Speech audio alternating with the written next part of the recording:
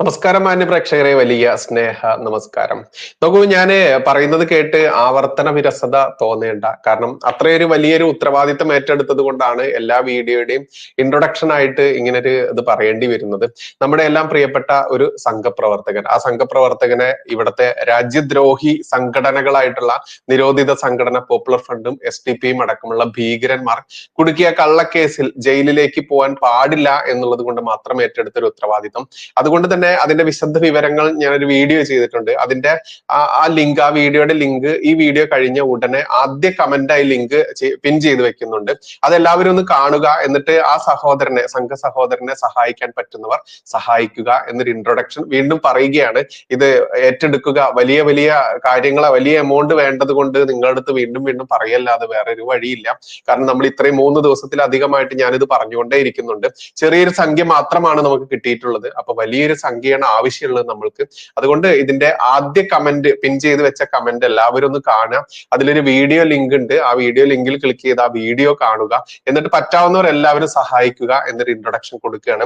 Sir, നമ്മൾക്കറിയാം മറ്റൊരു ആരോപണമാണ് BJP ഇതിൽ രാഷ്ട്രീയ ലക്ഷ്യം കൊയ്യുന്നു. വലിയ കൊയ്ച്ചിലാണ് ഇവിടെ കൊയ്തെടുക്കുകയാണ് ഇവിടെ വലിയ കൊയ്ത്. എങ്ങനെയാണ് സാർ അതിനെ കാണുന്നത്? രാഷ്ട്രീയ മുതലെടുപ്പ് നടത്തുകയാണോ BJP വഖഫ് വെച്ചുകൊണ്ട്? ഇപ്പോ BJP ചിന്തിക്കാത്ത ഒരു കാര്യം BJP ചെയ്തു എന്ന് പറഞ്ഞ് BJPയുടെ തലയിലേക്ക് കിരീടം വെക്കുന്ന പോലെ വെച്ചു കൊടുക്കുന്ന മണ്ടന്മാരാണ് ഈ ആരോപണം പറയുന്നത്. BJP ഇതിനകത്തുനിന്ന് രാഷ്ട്രീയ ലാഭം കൊയ്യുന്നു എന്ന് അവർ പറഞ്ഞാൽ ഞങ്ങൾ നിഷേധിക്കൊന്നുമില്ല. അതെന്നേ BJP ഇതിനകത്തുനിന്ന് രാഷ്ട്രീയ ലാഭം കൊയ്യുക തന്നെ ചെയ്യും. കാരണം ഇത്രയും കാലം നിങ്ങൾ കൊയ്തല്ലോ.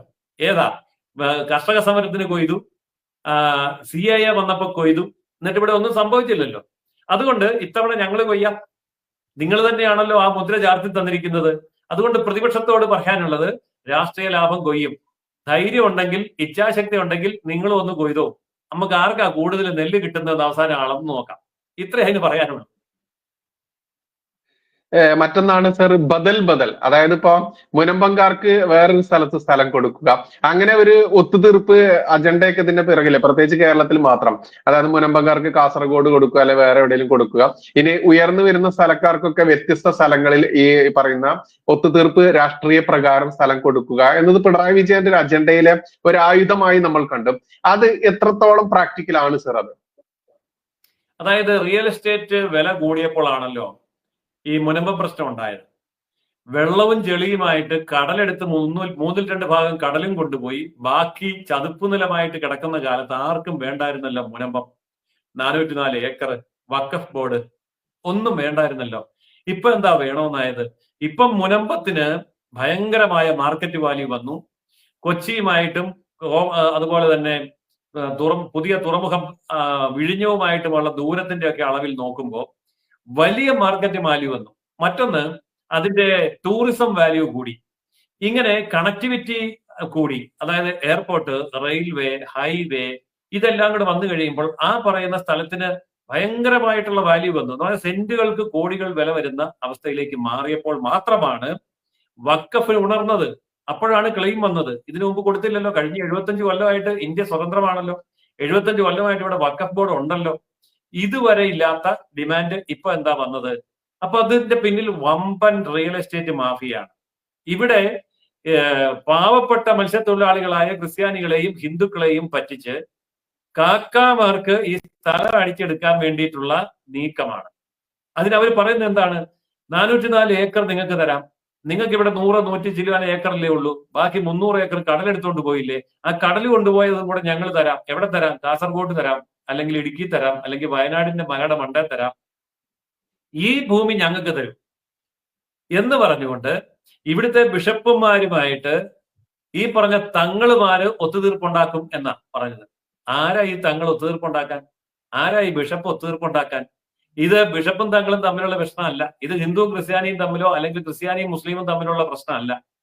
ഇത് ഈ രാജ്യത്തിന്റെ പരമാധികാരവും അതിന്റെ ഭരണഘടനയുമായി ബന്ധപ്പെട്ട വിഷയം. അതുകൊണ്ട് അവിടെ ആരെങ്കിലും ഒത്തുതീർപ്പുണ്ടാക്കി റിയൽ എസ്റ്റേറ്റ് കച്ചവടം നടത്താമെന്ന് വ്യാമോഹിക്കേണ്ട. അത് ഏത് തങ്ങളുപ്പാപ്പ വന്നാലും അത് നടക്കില്ല. അതിൽ ഏത് ആർച്ച് ബിഷപ്പല്ല, അതിന് കർദിനാൾ ഇറങ്ങി പുറപ്പെട്ടാൽ അതും നടക്കാൻ പോകുന്നില്ല. ആ തീരുമാനം എടുക്കുന്നത് പാർലമെന്റ് ആയിരിക്കും.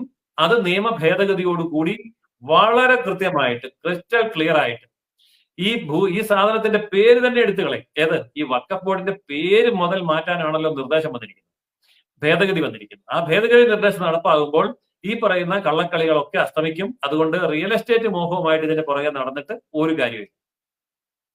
സർ, നമ്മൾ കണ്ടതാണ് മാറാട് കലാപം അടക്കമുള്ള ഈ കടലോര മേഖലകൾ പിടിച്ചെടുക്കാൻ വേണ്ടി ഈ മുസ്ലിങ്ങൾ എന്ന് പറയുന്നില്ല, ഇസ്ലാമിക പൊളിറ്റിക്കൽ ഇസ്ലാം ആയാലും ഇസ്ലാമിക ജിഹാദികളായാലും ഇവർ നടത്തുന്ന ഈ ഒരു ശ്രമം ഒരുപാട് സ്ഥലങ്ങളിൽ നമ്മൾ കണ്ടതാണ്. അത് ഏതൊരു ജില്ലയിലെടുത്ത കടലോര വരുന്ന ഏത് ജില്ല എടുത്താലും അവിടെ കാണാൻ പറ്റും.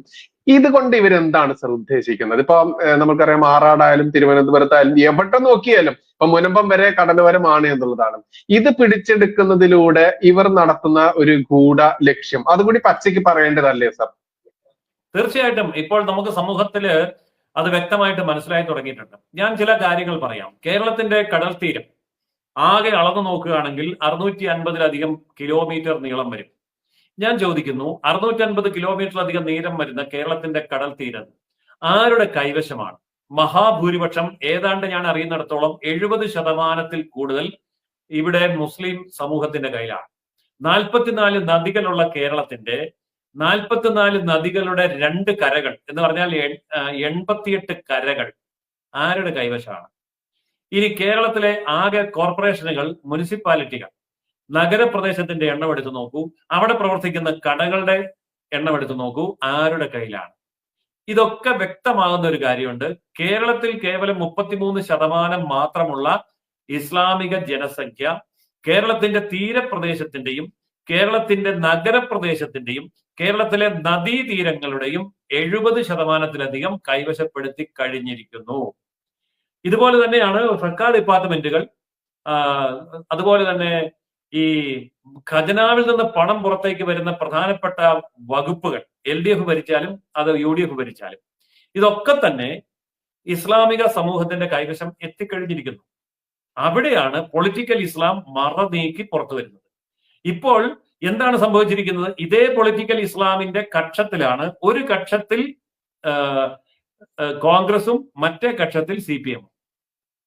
അവരുടെ രണ്ടുപേരുടെയും തല ഇവരുടെ കക്ഷത്തിലാണ്. അതുകൊണ്ട് എന്താ സംഭവിച്ചത്? ഇപ്പം മുനമ്പം വിഷയം വരുമ്പോ എന്താണ് സത്യത്തിൽ വിഷയം?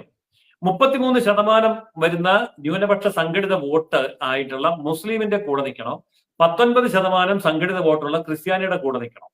അവർ കൃത്യമായിട്ട് തീരുമാനമെടുത്തു. CPM-ഉം അതായത് LDF-ഉം UDF-ഉം തീരുമാനമെടുത്ത് 140 പേര് ഒന്നിച്ച് കൈപൊക്കി 33% വോട്ട് ബാങ്കുള്ള മുസ്ലിമിന്റെ കൂടെ നിന്നാൽ മതി, 19% ക്രിസ്ത്യാനി ഏത് കടലിൽ ചാടി ചത്താലും ഞങ്ങൾക്ക് കുഴപ്പമില്ല. കാരണം എന്താണെന്നറിയാമോ? ക്രിസ്ത്യാനിയുടെ ഭാഗത്തുനിന്ന് ജയിച്ചു വന്ന 30 MLA-മാരും 8 MP-മാരും ഇവര് പറയുന്നിടത്ത് ഒപ്പിടാൻ ഇന്ന് തയ്യാറാണ്. കാരണം അവന്റെ തല ഇവന്റെ കക്ഷത്തിലാണ്. അപ്പോ പള്ളി പോകും, കുർബാനയും കൈക്കൊള്ളും, തിരിച്ചു വന്നിട്ട് ഇവിടെ നിസ്കരിക്കുന്നവന് വേണ്ടി നിസ്കാരപ്പായയുടെ പുറകിൽ, ഇപ്പോ ബൈജുവിന്റെ ഭാഷയെ പറഞ്ഞാൽ ഏതാണ്ട് പൊക്കിപ്പിടിച്ചിട്ട് ആളിൽ ഇവര് പ്രാർത്ഥിക്കുന്നത്. അപ്പോ ആ പൊക്കിപ്പിടിക്കുന്നതിന്റെ കീഴെ വന്ന് മുട്ടയെ നിന്നുകൊണ്ട് പ്രാർത്ഥിക്കുന്ന ക്രിസ്ത്യാനി, നാണമുണ്ടോ ഇവന്? ഇവനൊക്കെ പള്ളിയിൽ പോയി പ്രാർത്ഥിക്കുന്ന ക്രിസ്ത്യാനിയാണെങ്കിൽ തങ്കേടമായിട്ട് എന്ന് പറയട്ടെ, ഞങ്ങളെ കൊണ്ട് പറ്റിയാലേ കൈവെക്കാന്ന് പറയണ്ടേ? ഇവിടെ പൊക്കാൻ പറ്റിയാലേ പാർലമെന്റിൽ പൊക്കാതിരിക്കണ്ടേ? അപ്പോ അവിടെ ചെല്ലുമ്പോൾ ഞാൻ ക്രിസ്ത്യാനിയാണ്, ഈശോ മിശിഹായ്ക്ക് സ്തുതിയായിരിക്കട്ടെ എന്ന് പറയുകയും ചെയ്യും, കുരിശും വരയ്ക്കും. എന്നിട്ട് ഇങ്ങേപ്പുറത്ത് വന്ന് ദുആ ചൊല്ലുന്നവന്റെ ആസനത്തിന് കീഴെ മുട്ടുകുത്തി നിൽക്കുന്ന ദയനീയമായിട്ടുള്ള ക്രിസ്ത്യാനി. അപ്പോ ഇത്ര നാണം കെട്ട ഒരവസ്ഥ കേരള ക്രിസ്ത്യാനിക്ക് വന്നിട്ടുണ്ടോ? ആരാ? 30 ക്രിസ്ത്യൻ MLA-മാരും 8 ക്രിസ്ത്യൻ MP-മാരും. അതുകൊണ്ട് ഞാൻ പറയുന്നത്, പള്ളിയിൽ പോകുന്ന ക്രിസ്ത്യാനി, കുരിശ് വരയ്ക്കുന്ന ക്രിസ്ത്യാനി, കുർബാന കൂടുന്ന ക്രിസ്ത്യാനി ആർജവമുണ്ടെങ്കിൽ യേശുവിന്റെ നാമത്തിൽ പറയണം, പിതാവേ ഇവർ ചെയ്യുന്ന എന്താണെന്ന് ഇവരെ അറിയുന്നില്ല എന്ന് പറഞ്ഞിട്ട് 4 പൊട്ടീന് വെച്ച് കൊടുക്കണം. ഇവനെയൊക്കെ പരസ്യമായിട്ട് വഴി വെച്ച് ഈ 30 MLA-യും ചാട്ടവാറിനടിക്കണം. യേശുദേവൻ പണ്ട് അടിച്ചിട്ടുണ്ടല്ലോ. യേശുദേവൻ പണ്ട് പള്ളിക്കകത്തുനിന്ന് ഈ കപട പുരോഹിതന്മാരെ വലിച്ചിറക്കി ചാട്ടവാറിന് അടിച്ചതാണെങ്കിൽ ആ യേശുദേവന്റെ കയ്യിലിരിക്കുന്ന ചാട്ടവാർ ഇങ്ങോട്ട് മേടിച്ചിട്ട് ഈ 30 MLA-ക്ക് ഇട്ടും കൊടുക്കണം, ഈ 8 MP-ക്ക് ഇട്ടും കൊടുക്കണം. അങ്ങനെ ഉണ്ടെങ്കിൽ ഇവനൊക്കെ ക്രിസ്ത്യാനിയാണ് നമുക്ക് സമ്മതിക്കാം. അല്ലാതെ പിന്നെ എന്തോന്ന് ക്രിസ്ത്യാനി? അപ്പോ ക്രിസ്ത്യാനിയുടെ മാറ്റൊരച്ച് നോക്കുന്ന സമരമാണ് ഈ മുനമ്പം സമരം. മാറ്റൊരച്ച് നോക്കുന്ന വിഷയമാണ് ഈ പറഞ്ഞ വഖഫ് വിഷയം.